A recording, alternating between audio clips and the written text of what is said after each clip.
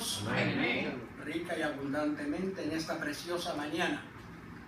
Una mañana realmente, diría yo, sumamente especial, porque recordamos con gran tristeza y gran admiración a la misma vez un sacrificio que fue efectuado, ¿verdad? Y que realmente se hizo de una forma tan sumisa. Realmente es admirable. Solamente Dios puede hacer cosas tan bellas y realmente nosotros podemos edificarnos a través de él. Podemos realmente seguir esas bellas enseñanzas. Para continuar, quiero agradecer mucho a nuestro Señor primeramente, a nuestro pastor y a la iglesia, el haberme invitado a tener este honor de mencionar parte de la cuarta palabra, porque realmente, como decía nuestro hermano José, esto es realmente muy extenso para mencionarlo en tiempo breve, pero trataremos de hacerlo, decir mucho con poco. Bien, hermanos, les invito, si son tan amables, a buscar en San Marcos, por favor, San Marcos, del 33 al 37. Y la Santa Palabra lee así: cuando vino la hora sexta, hubo tinieblas sobre toda la tierra hasta la hora novena. Y a la hora novena Jesús clamó a gran voz diciendo: Eloí, Eloí, lama sabactis, que traducido es: Dios mío, ¿por qué me has desamparado?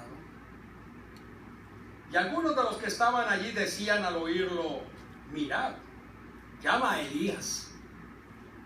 Y corrió uno y empapando una esponja en vinagre y poniéndola una caña le dio a beber, diciendo: dejad, veamos si viene Elías a bajarle. Mas Jesús, dando una gran voz, expiró. Podemos realmente ver en este pasaje una gran connotación que tiene, ¿verdad? El decir, el clamarle, ¿verdad?, al Padre Celestial, que realmente me has desamparado, ¿por qué? Y realmente podemos ver que muchas personas han descrito el infierno como el lugar más desolado posible, porque ya no tenemos acceso a nuestro Padre Celestial aquí, pero sí lo tenemos aquí, que hace una gran diferencia. Realmente traigo esto a colación porque estando vivos siempre tendremos acceso a Él y Él siempre estará con nosotros. Ahora bien, sin embargo, Jesucristo por un momento experimentó este momento en la cruz. Se sintió solo, triste, abandonado. Todos le dieron la espalda. Y realmente, aparentemente, ¿verdad?, pues muchos creerían que también el Padre Celestial, pero no. El Padre Celestial estaba con él, como está con todos y cada uno de nosotros. Pero había que realmente cumplirse la palabra. Él realmente, ¿verdad?, decía y gemía este gran sufrimiento, porque en ese momento era humano. Y como bien dijo nuestra hermana, a veces si un alfiler nos duele, imagínense ustedes unos clavos traspasando la piel. Mas sin embargo el dolor físico, ¿verdad?, al dolor físico se antepuso el dolor que él sintió al sentirse despreciado por todos y cada uno, ¿verdad?, de las personas. Realmente muchos pensamos a veces que ofende más una mirada que sin palabras. O sea, ¿verdad?, indicando. Así es que fíjense, La Biblia dice que el que fuera colgado de una cruz sería maldito. Acuérdense que en aquella época, como bien dijo nuestro hermano Ángel, y lo expresa la Biblia, solamente los crueles, los criminales eran crucificados. Era la muerte más indigna de sufrir. Realmente era algo completamente rebajante. Y realmente dice así: es por esta razón que Jesucristo tomó la maldición de nuestros pecados sobre él. Ese peso de los pecados míos, de ustedes, de todos en general, realmente era el peso grande que llevaba ese sacrificio. Y tan bueno era el Padre como el Hijo en forma sumisa, con ese dolor físico que lo aguantaba realmente. Y ese Padre amoroso prestarlo para ese gran sacrificio. Realmente no tiene paralelos, hermano. No tiene paralelos. Cuando Cristo hizo este clamor, era simplemente porque al cargar nuestros pecados sobre él, sobre el Padre, tuvo que por un pequeño momento el Padre, por más corto que fuera, apartarse de su Hijo, pero siempre estaba con él, porque realmente tenía que llevarse este proceso en esa forma. En nuestro sentir, este fue el momento del sacrificio del Calvario, donde tomó un significado más crucial. Porque es aquí donde nosotros debemos comprender y entender lo que Jesús hizo por nosotros, que realmente no ha sido en vano. Mientras tengamos vida, tenemos la esperanza, hermanos, que nuestro Padre nunca nos abandonará. Y Jesús tomó esa carga con nosotros. Hermanos en la fe, hagamos todo lo que sea necesario para poder comprender y apreciar lo que Jesucristo ha hecho por todos nosotros. Deseo culminar esta exposición pidiéndole que este día que finaliza más tarde, lo pasen todos en el aposento de su hogar, con sus familias y sobre todo reflexionando en este sufrimiento y en esta bendición que Dios nos da. Queridos hermanos, muchas gracias y que el Señor les siga bendiciendo. Amén.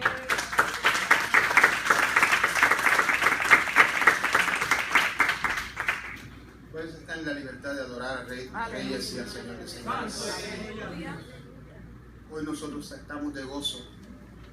De un gozo que no solamente es parte de un día, sino que es parte del gozo del Señor manifestado sobre nuestras vidas. Recapitulando: Padre, perdónalos porque no saben lo que hacen.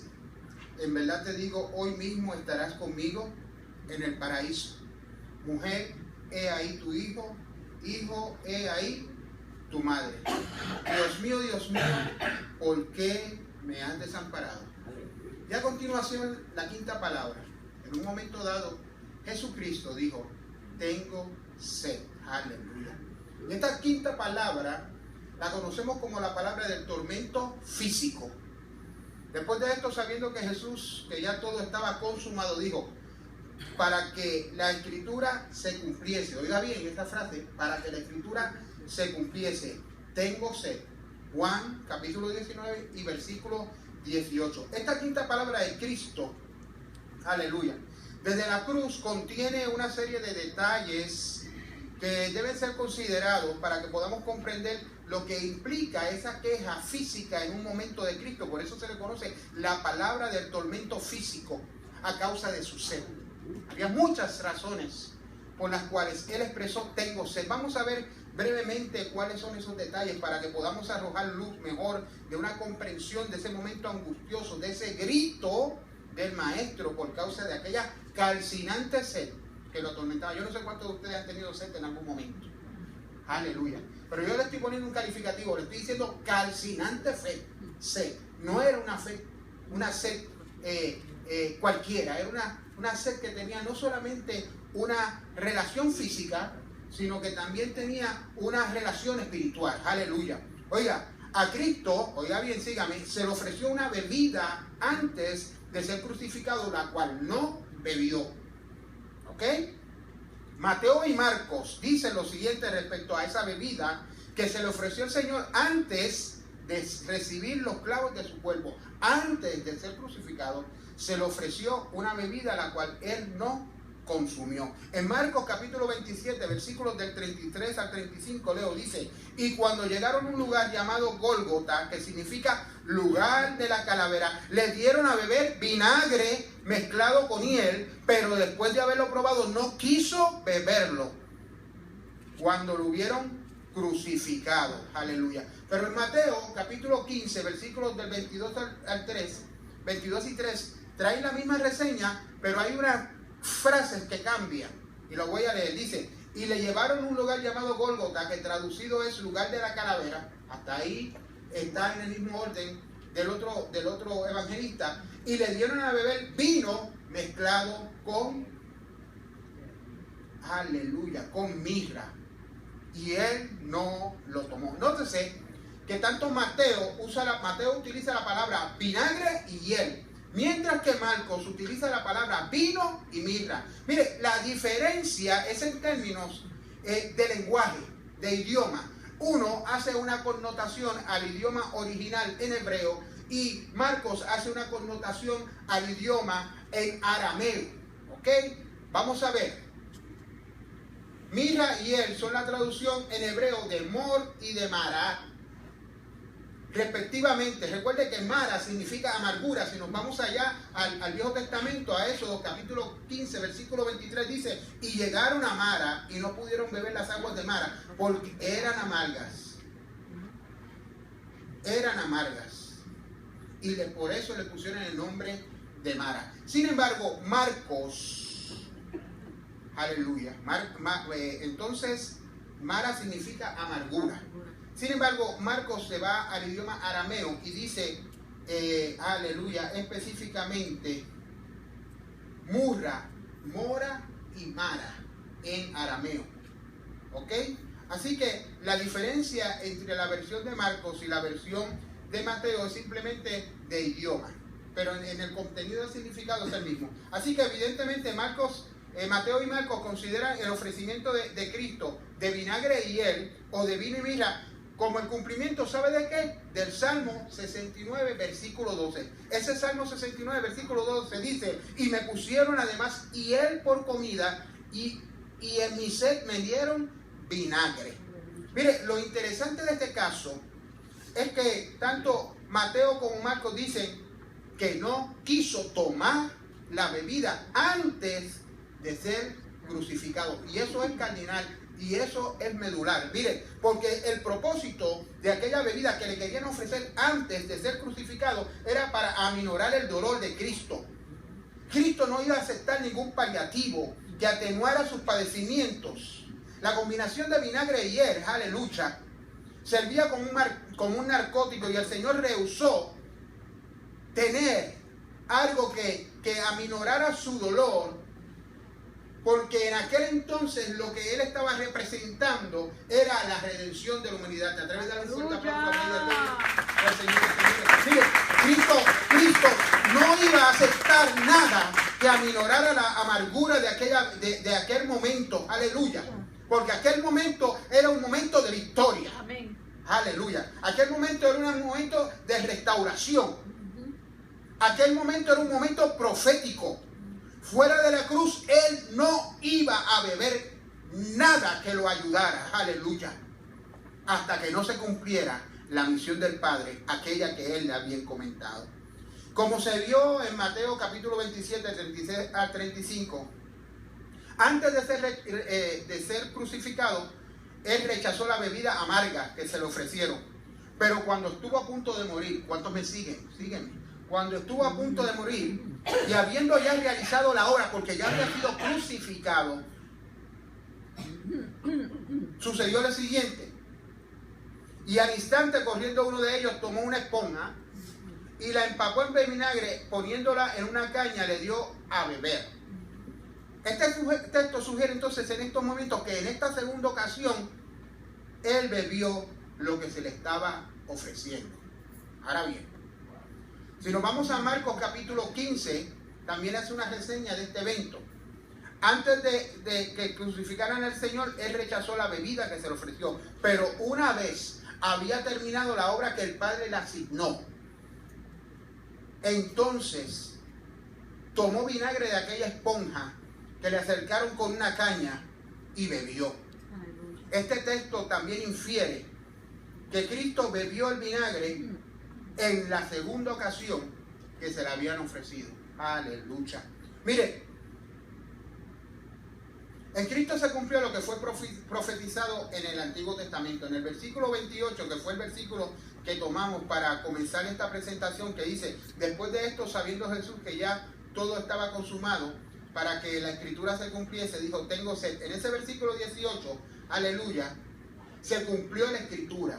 Él tenía que pronunciar literalmente esa palabra: tengo sed. Por eso es que el evangelista hace el énfasis, dice: y se cumplió la escritura, tengo sed. Mire, los estudiosos de la escritura sugieren que hay varios pasajes que tienen cumplimiento con esta frase: tengo sed. Cuando vamos a la comunidad cristiana primitiva, o sea, la primera iglesia, afirmó que estas palabras, para que se cumpliese la escritura, es en referencia a todo aquello que se había manifestado en Cristo desde Génesis hasta Malaquías, que era la promesa del Mesías. Hablaba de lo que iba a suceder con el Mesías.